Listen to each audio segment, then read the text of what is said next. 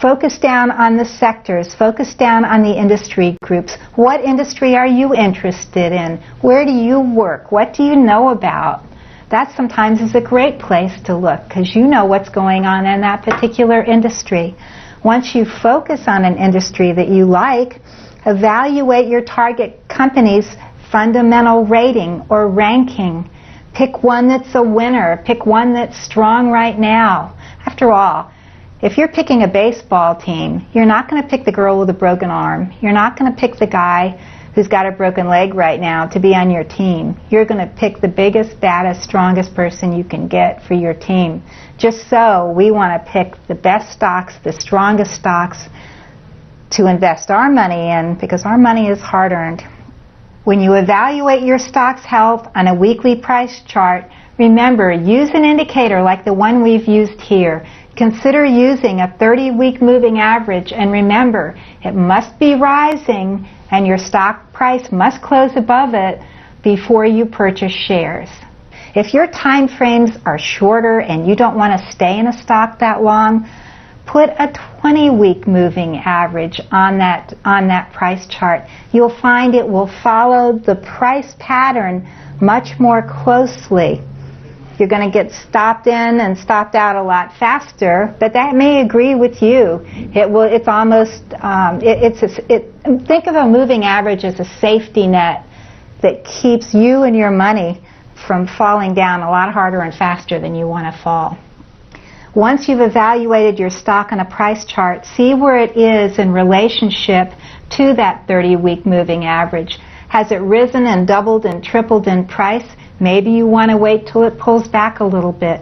Maybe you want to move on to an alternative stock.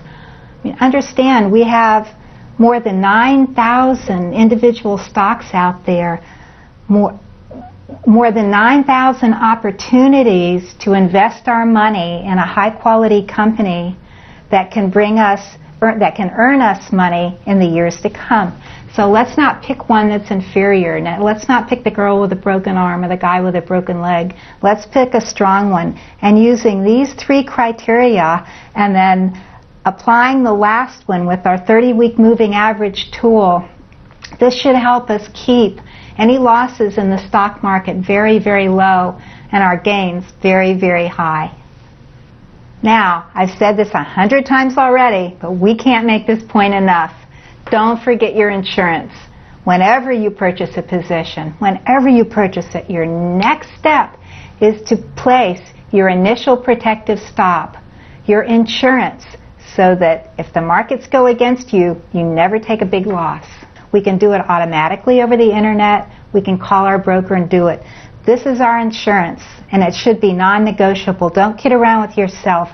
Do it. You're going to be so glad you did. After you get used to looking at price charts and seeing where the buyers come in, where the buyers come in, where the buyers come in, raise your protective stop up so you make sure that you take a profit. So you make absolutely sure that you can't lose money. It'll make you sleep, again, so much better at night. And finally, remember, have a criteria for exiting your position, whether it's the stop loss that you raise underneath those support areas and you don't want your stock to violate by more than maybe $1, or if it's the 30-week moving average where you say if it closes 1 or 2 times below that 30-week moving average, I'm selling the stock. Whatever that is, hold to it. Whatever it is, hold to it. Develop a system that works for you. Develop a system that agrees with your lifestyle and with your personality. You can't compare yourself to the neighbor next door. It's not going to work.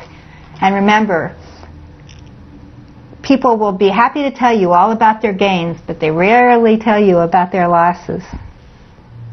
And finally, let's look at some overall success strategies that confirm what we've learned during the past hour. Remember, develop an effective plan for buying and selling stocks.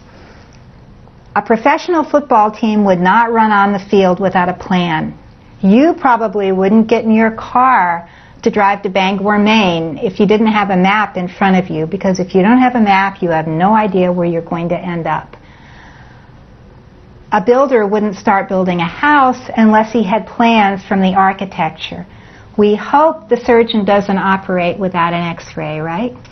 So let's not us jump into the market without a firm and concise plan that's been developed by ourselves, a professional, with really good positive criteria. Spend time with your investments each week. For goodness sakes, look at the newspaper.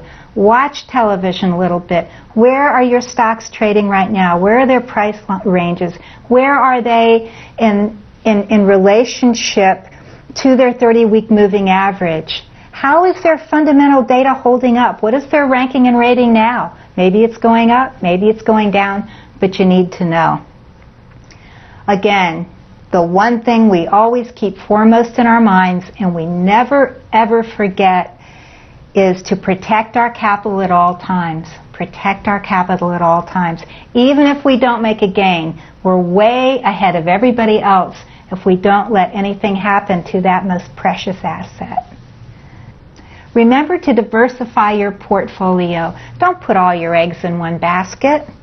Choose among different industry groups, biotechnology, financials, pharmaceuticals. Choose different stocks in at least two or three different industries in order to diversify your portfolio. Remember, when one group's going up, the other may be going down. This way, your whole portfolio won't be going down at one time. You'll also want to pay yourself, something I haven't put on our slides here. When you make a really nice profit in a stock, pay yourself. Take 10% of that profit and put it in an alternative investment idea. Something strong, something that's entirely out of the stock market, and let it grow there. Always pay yourself before you pay anybody else. I really hope you enjoyed this presentation. Remember, when you get into the stock market, go slowly, go carefully, go wisely. Start on a very small basis in the beginning, and then as you begin to expand your knowledge and expand your discipline, then you can expand your investment horizons. There's something out there for everyone. So keep those stops in, and all my best to you.